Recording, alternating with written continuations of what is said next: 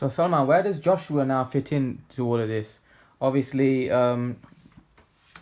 Wilder and Fury had their epic battle. It looks like they could get a rematch. Where does Joshua stand in all of this now? Because obviously Joshua's looking for an opponent in April. So what do you make of where Joshua is? If he can't, this is how I see it really.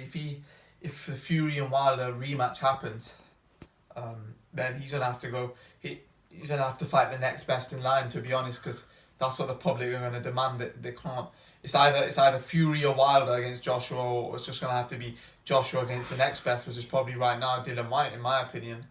So he's probably gonna have to rematch Dylan White, someone like a Dillian White, or there's no one else that really merits their position at the moment against Joshua, at Wembley.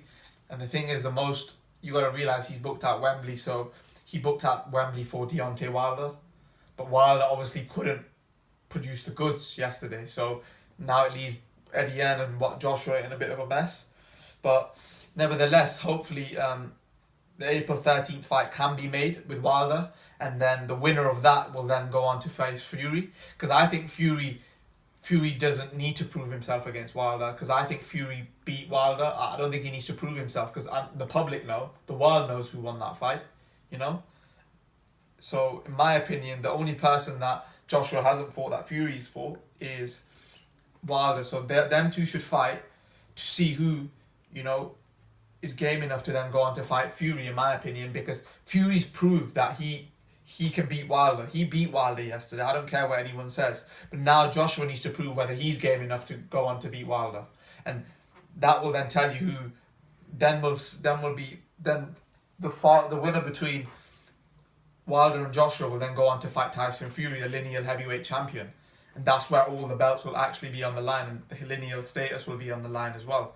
So, to be honest, in my opinion, what I would do, I would make the Joshua Wilder fight at Wembley, sell out the stadium, and the winner of that fight definitely merits the fight against Tyson Fury, because I don't think Tyson Fury doesn't need to rematch Deontay Wilder. When you school someone for 12 rounds, you don't need to. Although he got knocked down twice, he won that fight, and you got to realize Joshua needs to now it's Joshua's turn to get a crack at Deontay Wilder and see how he can do, and then the winner of that fight then goes on to fight Tyson Fury again. Simple as that. That's just how it is. And obviously Deontay Wilder and Joshua will be a massive fight. It'll be for the undisputed heavyweight championship. We'll have to wait and see who wins, but that's the fight I think should be made. I don't think Tyson Fury and Wilder. I think Wilder needs to merit his position to fight Fury now, because I think, in my opinion, although it was a draw, Fury won that fight.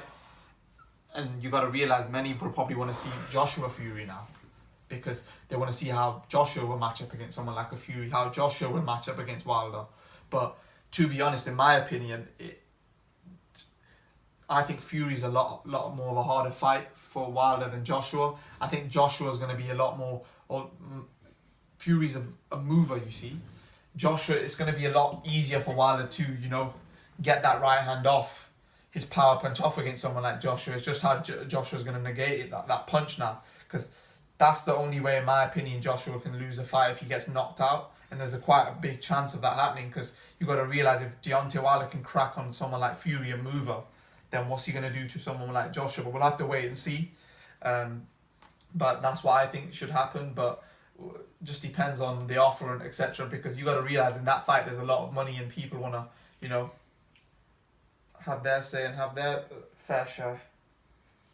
So yeah, guys, that's what we think. We think Joshua, in my opinion, is in a bit of a tricky situation, because Fury and Wilder now have taken the limelight in the heavyweight division. They've got all the attention, and the fight turned out to be great. If the fight was poor, then maybe it wouldn't be that big, but because the fight turned out so great, Fury and Wilder definitely now are making a lot of noise. But yeah, guys, leave your thoughts. Let me know what you thought about this whole situation. Where does it leave Joshua?